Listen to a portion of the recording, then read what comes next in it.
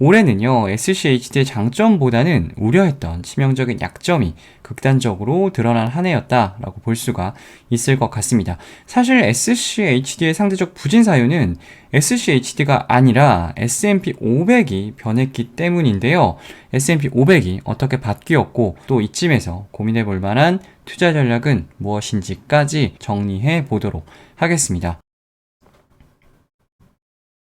서두에 약점이다라는 말씀을 드렸는데 사실 약점이라기보다는요, 태생적인 한계라는 표현이 적합할 것 같아요. SCHD와 S&P 500 그리고 나스닥 100 이러한 성과 차이가 SCHD는 그대로인데 이 S&P 500이 달라졌다라는 표현이 정확할 것 같습니다.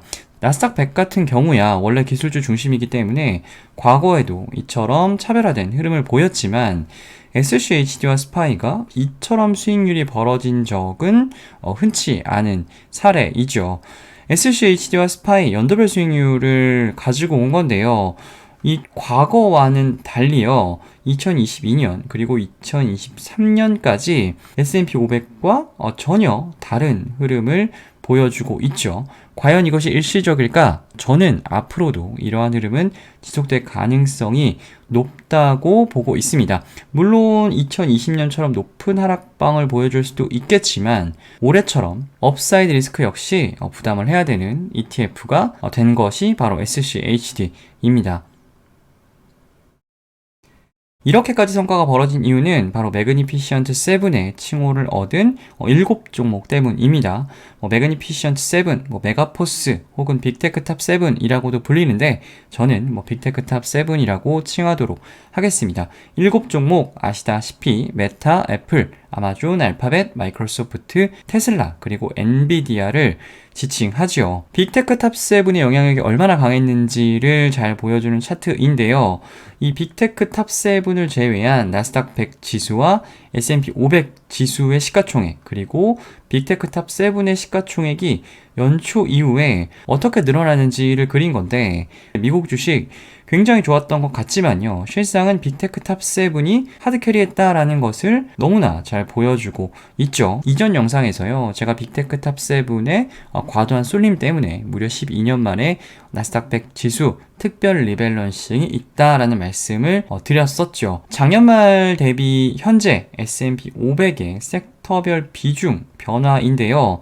사실은 이렇게만 보면 크게 체감이 되진 않아요. 성장주가 좋았으니까 IT나 커뮤니케이션 서비스 그리고 경기 소비재가 좋았겠다. 비중이 좀 늘어났네. 이 정도 느낌밖에 없으실 텐데 S&P 500의 탑 10을 작년 말과 현재를 비교를 해보면 얘기가 완전히 달라지죠. 빅테크 탑 7 2022년 12월 말 기준으로 보면요.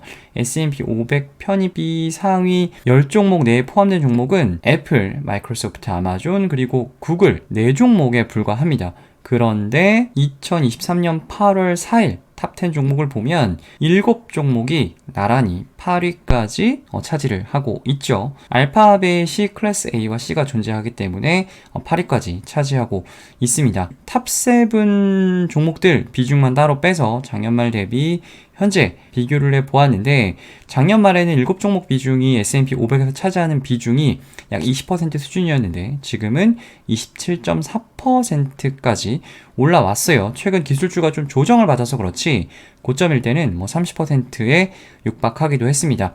자료에는 없는데요. 이 팡이라는 단어가 처음 나온 게 2017년이었는데 이때는요, 빅테크 탑 7 종목이 S&P 500에서 차지하는 비중이 15% 미만이었어요. 엔비디아는 그냥 그래픽카드 만드는 회사인 줄 알았었고, 사실은 테슬라는 S&P 500이 껴주지도 않았습니다. 2017년이면 불과 6년 전인데, 지금의 S&P 500과 그때 S&P 500 성격이, 체질이 완전히 바뀌었다라고 보시면 될 것 같습니다. 작년 말 탑 10 위치에 있던 종목들이요. 올해 빅테크 탑 7한테 많이 밀려났는데 여전히 자리를 지키고 있는 종목이 있어요. 바로 버크셔 해서웨이입니다. 워렌 버핏의 회사이죠. 버크셔 해서웨이는 섹터 분류상으로는 금융인데요. 올해 금융 섹터 굉장히 부진한데 얘는 어떻게 이렇게 위풍당당 자리를 지키고 있느냐? 섹터 분류상으로는 금융주이지만 역설적으로 빅테크 때문입니다. 조금 더 정확히 말씀을 드리면 애플 때문인 거죠. 버크셔 해서웨이 지난 2023년 3월 말 기준 포트폴리오 편입 비상이 10개 종목인데요. 애플의 비중이요. 무려 46%를 차지를 하고 있습니다. 이 50% 가까이 차지하고 있는 애플의 지분 가치가 쭉쭉쭉쭉 올라가니까 버크셔 해서웨이 주가도 올라가지 않을 수가 없죠. S&P 500 금융주 섹터 연초 이후 고작 2.1% 올랐는데요. 버크셔 해서웨이는 15.6%나 상승을 했습니다. 이처럼 버크셔 해서웨이 역시 애플 지분 가치 상승 덕을 톡톡히 보고 있는 것을 감안한다라고 보면 현재 S&P 500 내에서 빅테크 탑 7의 영향력은 절대적인 수준이다라고 보시면 될 것 같습니다. 제가 S&P 500 지수 내에서 빅테크 탑 7이 차지하는 비중이 27%다, 절대적이다 라는 말씀을 지속적으로 드리고 있는데 이게 잘 체감이 안 되시는 분들이 계실 것 같아요. 국내 주식 오래 투자하시는 분들은 너무나 잘 아시겠지만 코스피 지수는요, 삼성전자에 의해서 오르락 내리락 하는 것을 잘 알고 계실 겁니다. 코스피에서요, 삼성전자와 삼성전자 우선주의 합이요 21.87%입니다. 삼성전자가 메모리 반도체 관련주라고 보고 SK하이닉스 비중까지 더하면 이 세 종목 비중의 합이 약 26% 수준이니까 S&P 500 내에서 빅테크 탑 7이 차지하는 비중과 거의 유사하다고 볼 수가 있겠죠. 지난 한 달이요, 2차전지 관련주가 난리가 났잖아요. 그런데 보시는 것처럼 코스피 지수 자체에는 큰 움직임이 없었어요.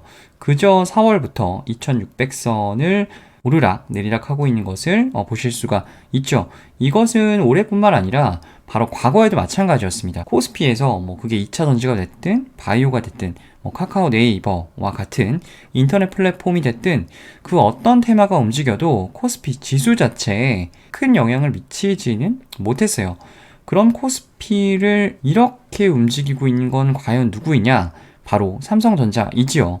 결국 삼성전자가 이렇게 올라가는 시장에서는 삼성전자를 시장만큼 편입하고 있지 않으면 국내 ETF들 절대 시장을 이길 수가 없습니다. 몇 년 전까지만 해도 미국 주식 투자할 때요, 이 빅테크 탑 7 투자 선택이었습니다. 그런데 이제는요, S&P 500 내에서 약 30% 수준을 차지하고 있기 때문에 빅테크 탑 7을 제외하고 미국 시장에 투자한다? 라는 것은 어불성설인 그런 상황이 되어버린 거죠.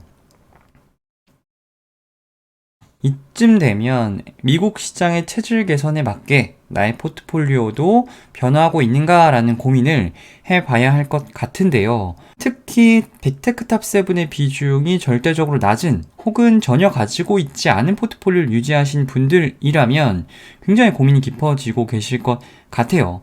SCHD 이외에 기타 빅테크 탑 7 비중이 높은 ETF, 예를 들면 나스닥 100과 같은 ETF를 투자하고 계시다면 당연히 크게 문제는 아닐 겁니다. 그리고 나는 빅테크 탑 7 관심 없다. SCHD가 S&P 500 대비 부진해도 상관이 없다. 나는 지금 SCHD가 좋다라고 하시면 역시나 포트폴리오에 변화를 줄 필요는 없죠.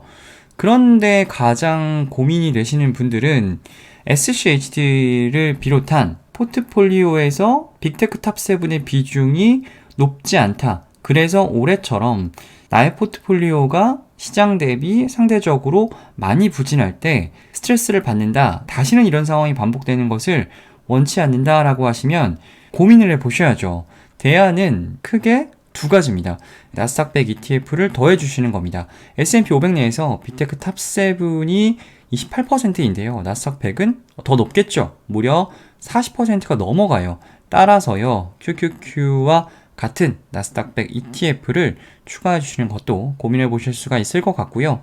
국내 상장 ETF 중에는 빅테크에 집중 투자하는 ETF들이 있죠. 타이거 미국 테크 탑 10도 있고, 얼마 전에 상장한 아리랑 미국 테크 10 아이셀렉트도 있기 때문에 이런 ETF들을 적절히 활용해 보시면 괜찮을 것 같습니다. SCHD를 비롯한 배당 성장주 ETF들 여전히 매우 좋은 ETF라고는 하지만 빅테크 탑 7의 부상이요, S&P 500, 즉 미국 주식 시장의 성격 자체를 바꾸어 놓고 있기 때문에 SCHD 주가 흐름에 다소 실망하셨던 분들이라면 이처럼 빅테크 탑 7 비중을 늘려보시는 것을 심각하게 고민해 보시면 좋을 것 같습니다.